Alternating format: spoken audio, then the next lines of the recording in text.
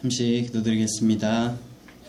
하나님 아버지, 복된 주일 맞이하여 새벽부터 오전 오후로 또 이렇게 예배드리게 하시니 감사를 드립니다. 우리 10년 가운데 하나님께서 은혜 베풀어 주셔서 오직 감사와 찬양으로 나아가게 하여 주시고, 우리의 마음 가운데 하나님의 말씀으로 붙잡아 주셔서 오직 주 뜻대로 살아가는 서울포항주한교회 모든 성도들과 그 가족들 되도록 주여 인도하여 주시고 하나님 함께하여 주시옵소서. 감사합니다. 예수 그리스도의 이름으로 기도 올려드립니다. 아멘. 네, 우리는 신앙생활 속에서 순종이란 말 자주 합니다. 순종. 하나님께 순종합시다. 말씀에 순종하는 삶을 살아갑시다. 이런 이야기를 많이 하잖아요. 그러면서 우리는 속으로 어떤 기대를 하게 됩니까? 순종하면 일이 다 잘 풀릴 것이다. 순종하면 나의 삶이 평안할 것이다. 순종하면 축복이 따라올 것이다. 이런 생각들을 자연스럽게 하게 됩니다. 그런데 그렇지 않을 때도 있다는 거예요. 성경에서 오늘 우리에게 그런 다른 장면을 보여줍니다. 순종은 때로 축복보다 먼저 위험을 동반하는 경우가 있다는 거예요. 하지만 우리가 이 세상을 살아가면서 하나님 앞에 순종한다는 것은 그 위협을 그리고 그 두려움을 넘어서는 우리의 선택이고 결정이라는 것입니다. 우리가 오늘 읽었었던 말씀에 이제 사울왕의 시대가 저물어 가고 하나님께서 이미 그를 버리신 장면이 나와요. 그래서 사무엘이 다윗에게 기름을 부으는 아주 유명한 장면이잖아요. 그런데 그 머리에 기름을 부으고 왕으로 인정했으면 그 다음 날부터 다윗이 딱 궁전에 들어가서 왕이 되면 좋겠는데 그렇지 않은 거예요. 아직 여전히 누가 왕입니까? 여전히 사울이 왕인 거예요. 여전히 그는 군대를 거느리고 있습니다. 이 왕이 되었을 때 군사력을 누가 가지고 있느냐, 이것이요 굉장히 큰 힘이 어디에 있는지를 나타내는 것이라는 겁니다. 왕의 명령은 여전히 법이었고 그에게 힘이 집중되어 있었다는 거예요. 그런데 이 하나님께서 사울을 버리셨다고는 하지만 여전히 이스라엘의 군사력은 사울에게 있었고 그의 명령에 따라 군사들이 출동하고 있는 이 상황에서 하나님께서 이 사무엘에게 뭐라고 명령하십니까? 다른 사람의 머리에 기름을 부으라는 거예요. 그를 왕으로 삼으라는 거예요. 내가 사울을 버렸으니 베들레헴 이새의 집으로 가라. 그 아들 중 하나에게 내가 왕을 보았다. 이 하나님의 말씀은 단순한 지시가 아니었다는 것입니다. 바로 목숨을 걸어야 하는 명령이었다는 거예요. 사무엘이 그 명령을 수행하는 순간 이것을 사울이 알게 된다면 무엇입니까? 반역자인 거예요. 사극 좀 보십니까? 이때 사무엘이 다윗에게 기름을 부어서 왕으로 세웠다, 이 사실을, 이 소문을 사울 왕이 듣게 되면 여기에서 딱 뭐라고 대사가 나오는지 아십니까? 영모다, 이렇게 얘기하는 거예요. 그래서 16장 1절에 사무엘이 뭐라고 이야기를 하느냐, 내가 어떻게 갈 수 있나이까? 사울이 들으면 나를 죽이리이다. 이렇게 이야기를 합니다. 이 두려움은요 굉장히 현실적이었던 거예요. 그러나 하나님께서 말씀하십니다. 암송아지를 이끌고 가서 내가 여호와께 제사하러 왔다 하라. 하나님은 그 두려운 길 위에서도 지혜로운 순종의 길을 열어주십니다. 이 사무엘의 순종이 얼마나 대단하고 목숨을 건 일이었는지 한번 조선시대 왕의 이야기를 통하여 한번 살펴보려고 하는데요. 이 오늘의 이 말씀을 이해하려면 사무엘이 처한 상황이 얼마나 위험했는지를 알아야 한다는 거예요. 우리가 사는 시대에 이 가장 힘을 가지고 있는 국군 통수권자요, 여러 가지 힘을 가지고 있는 서열 1위라고 하는 대통령이 바뀌는 이런 상황에서 우리는 선거를 하고 투표를 하고 정상적인 상황이라면 그것 때문에 누군가가 목숨을 잃고 이렇지는 않습니다. 그런데 이 사무엘이 살고 있었던 시대는 달랐다는 거예요. 오늘 우리가 또 살펴보고 싶은 사람은 고려 말에 있었던 정몽주의 이야기예요. 정몽주에 대해서 다들 잘 아십니까? 잘 아시죠?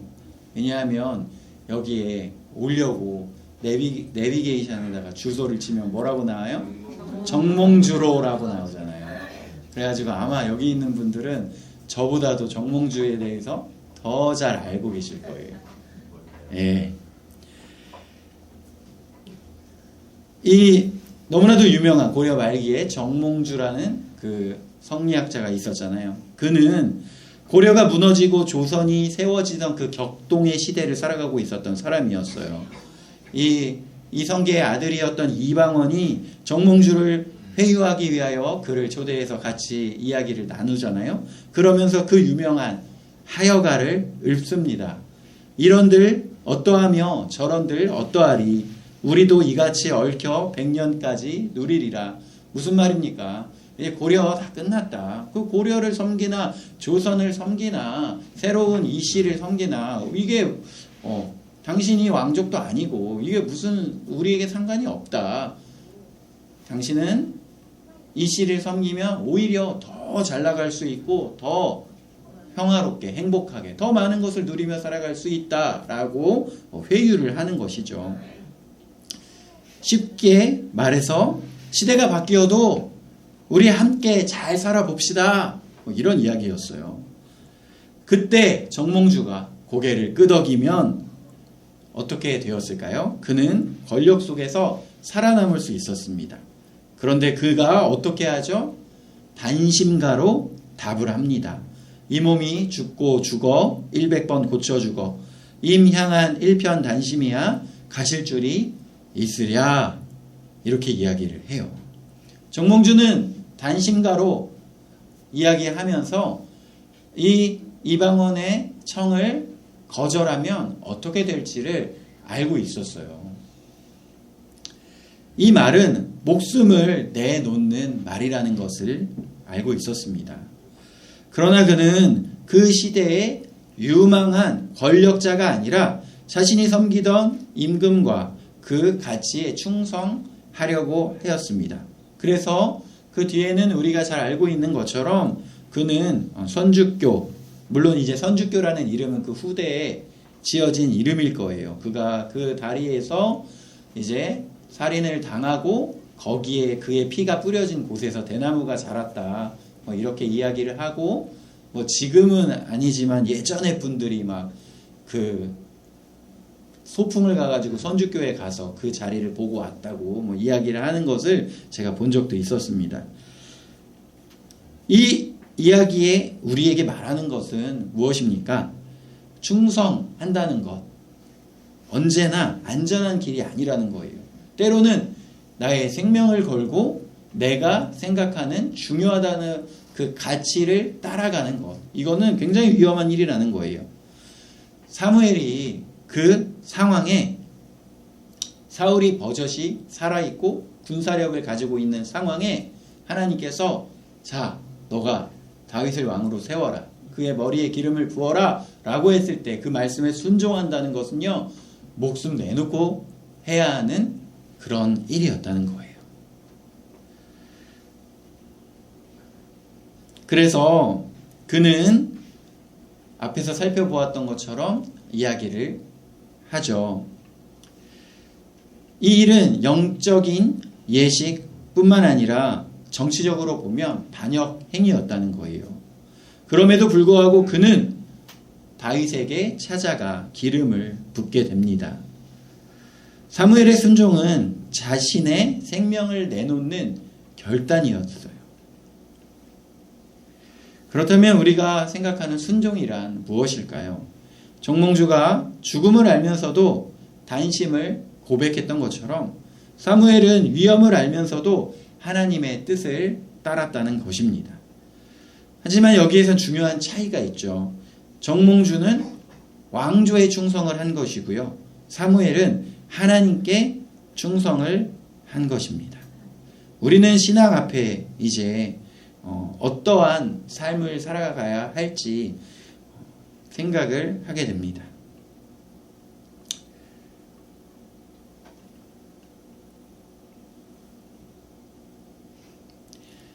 사무엘이 이 위험한 상황, 자신이 목숨을 잃을 수도 있는 그 상황에서 어떻게 또 순종하고 그리고 다윗에게 기름을 붓는 그 일을 할 수 있었을까요? 누구를 두려워하느냐 였습니다. 그 당시에 군사력을 가지고 있고 왕이었던 사울, 얼마나 두렵습니까? 그런데 사무엘은요, 사람을 두려워하기보다 하나님을 두려워하기로 결단을 내린 것입니다. 왜냐하면 인간의 권위보다 하나님의 주권을 믿었기 때문이었어요. 그래서 이 사무엘의 순종은 무모한 도전이 아니라 하나님의 주권에 대한 믿음의 고백이었던 것입니다. 사무엘이 이새의 집에 갔을 때 이 엘리압이라고 하는 자가 먼저 나왔죠. 그를 보자마자 사무엘은 참으로 여호와의 기름 부음 받은 자가 이 앞에 있도다 라고 이야기를 했어요. 왜냐하면 그는 키가 크고 용모가 준수했기 때문입니다. 이 사무엘이 이 마지막 사사요 선지자로서 굉장히 지혜롭고 능력 있는 사람, 그리고 기도하는 사람이었지만 이 사무엘에게 좀 약점이 있었던 것 같아요. 이 외모를 많이 봤었던 것 같습니다. 이 엘리압을 보고 이가 참으로 기름 부음 받을 자다라고 이야기하는 장면에 떠오르는 장면이 혹시 있으실까요? 예전에 사울을 처음 만났을 때도 그가 다른 사람보다 머리 하나 더 있고 아름다운 용모를 가지고 있는 것을 보면서 매우 감탄했었던 장면이 나오는데 또 그러한 장면이 나오는 거예요. 어쩌면 사무엘은 그 처음에 사울을 만났을 때 자기는 왕이 될 수 없다고 이야기하면서 굉장히 쑥스러워하고 소년미를 가지고 있었던 그 사울과의 첫 만남을 기억하고 그를 꽤나 아꼈던 것 같습니다. 그러한 마음이 여전히 있었던 것 같아요. 그러니까 그 엘리압을 만났을 때 그의 출중한 외모와 그 모습을 보고 그 사울을 처음 만났을 때 그때 생각이 났었던 것 같습니다. 하지만 하나님께서는 말씀하셨어요. 사람은 외모를 보거니와 나 여호와는 중심을 보느니라. 그때 다윗은 무엇을 하고 있었습니까? 이 형제들이 다 집에서 이렇게 차례차례 사무엘을 만나고 왕이 될 사람인지 살펴보는, 한마디로 요즘 시대로 따져보자면 이 면접 보고 있을 때에 누군가 한 명은 양을 지키고 있어야 했기 때문에 이 면접 자리에 오지도 못하고 양을 지키고 있었다는 거예요. 한마디로 서류 전형에 응시도 못해보고 있었던 것입니다. 왜 그랬을까요? 그 아버지가 볼 때에도 그가 왕이 될 그 감이 아니었던 거예요. 사람들이 보기에는 그저 시골 소년이었던 것입니다. 하지만 하나님께서는 그의 중심을 보시고 그를 왕으로 예비하신 것을 보게 됩니다. 그리고 하나님께서는 그렇게 선택하신 사람에게 성령을 부으십니다. 13절에 그날 이후로 다윗에게 여호와의 영이 크게 감동되니라 라고 말하고 있어요. 그리고 그 순간 사울에게 여호와의 영이 떠나는 것을 보게 됩니다. 그 뒤에 사울은 불안에 시달리게 되고 악한 영의 괴롭힘을 당하게 돼요. 그래서 이 하나님의 영이 떠난 사람은 평안함이 없음을 보게 됩니다. 그리고 반대로 하나님의 영에 충만한 사람 다윗은 수금을 타고 찬양하며 그의 그 연주를 통하여 악한 영을 물리치는 것을 보게 됩니다. 다윗은 아직 이 군사력을 다 접수하고 왕으로 등극한 것은 아니었지만 하나님이 보실 때 이미 왕이었다는 거예요. 이미 하나님의 손에 붙들린 사람이었다는 것입니다. 하나님은 이렇게 사울의 시대를 끝내고 다윗의 시대를 준비하고 계십니다. 이 사울의 시대가 끝나고 다윗의 시대를 준비하시는 하나님의 이 계획 가운데 출발점은 무엇이었을까요? 그것은 바로 목숨의 위협 가운데서도 두려움 가운데서도 사람을 두려워하는 것보다 하나님을 두려워하겠다고 결정하고 결단하고 나아갔던 사무엘의 순종이 그 시작이었다는 거예요. 하나님을 섬기지 않았던 사울의 시대를 끝내고 하나님의 영에 충만한 다윗의 시대가 시작되는 것의 시작은 두려움을 넘은 사무엘의 순종이었다는 것입니다. 우리가 해마다 박해지수라는 것이 발표가 되는데요. 예수님을 믿는 것 때문에 박해를 받는 나라, 사람들. 우리나라는 사실 거기 순위에 크게 없어요. 북한이 1위고 사우디아라비아, 여러 중동의 나라들이 그 순위를 차지합니다. 예수님을 믿는다는 사실 하나만으로 감옥에 가게 되고 그 생명의 위협을 받고 있는 이 시대에 지금도 그 시대 가운데에 우리는 사실 예수님을 믿는다고 하여서 목숨을 위협받거나 위험한 상황에 처해지지 않는 삶을 살아가고 있어요. 하지만 그 가운데에 또 크고 작은 어려움을 우리의 가운데 또 경험하고 있는 줄 압니다. 내가 하나님의 뜻에 순종하고 말씀에 순종하는 것 때문에 가정에서 또 직장에서 여러 상황 가운데 핍박을 받게 되고 또 인간의 계산으로 불리한 상황에 놓이게 되는 것, 이런 것들 말입니다. 하지만 그 가운데서도 우리는 그 두려움을 이기고 하나님을 믿고 의지하며 나아가는 것, 두려움을 넘어 순종으로 나아가는 것, 사무엘의 결단을 통하여 사울의 시대가 끝나고 다윗의 시대가 시작되었던 것처럼 우리 한 명의 결단과 순종을 통하여 지금까지 하나님을 모르고 하나님을 예배하지 않았던 우리 가정에 지금까지의 그 시대가 끝나고 하나님의 그 영이 충만한 예배하는 삶이 시작될 것이라는 거예요. 그 한 걸음의 순종이 이스라엘의 새로운 시대를 열었던 것처럼 우리의 그 순종이 우리 가정에 새로운 시대를 열기를 원합니다. 순종은 두려움을 이기는 믿음의 행동이었습니다. 두려움이 사라져서 순종하는 것이 아니라 두려움이 있음에도 불구하고 내가 손해 볼 것을 알지만 그럼에도 불구하고 하나님의 말씀을 붙잡고 나아가는 것, 그것이 순종이고 그때에 하나님께서 능력으로 일하신다는 거예요. 두 번째로는 하나님 외모보다 중심을 보신다고 하셨습니다. 사람들은 능력과 조건을 보지만 하나님은 그 마음의 방향과 진심을 보신다는 거예요. 그래서 우리도 우리의 마음을 아시고 우리의 마음을 기뻐하시는 그 하나님을 바라보며 정말 하나님께서 기뻐하시는 그 마음으로 바꾸고 나아가길 원합니다. 우리의 순종도 하나님의 새 역사를 여는 통로가 되어질 것입니다. 조선시대에 새로운 왕을 세우는 것, 목숨을 내놓는 일이었고 사무엘은 그보다 더 큰 왕, 하늘의 왕이신 하나님의 말씀에 순종을 하였습니다. 그의 순종이 이스라엘의 미래를 바꿨던 것처럼 우리도 두려움보다 말씀을 붙잡는 순종의 길로 나아가길 원합니다.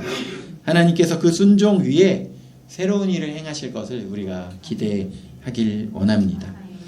이 시간에 우리의 마음을 모아 함께 기도하도록 하겠습니다.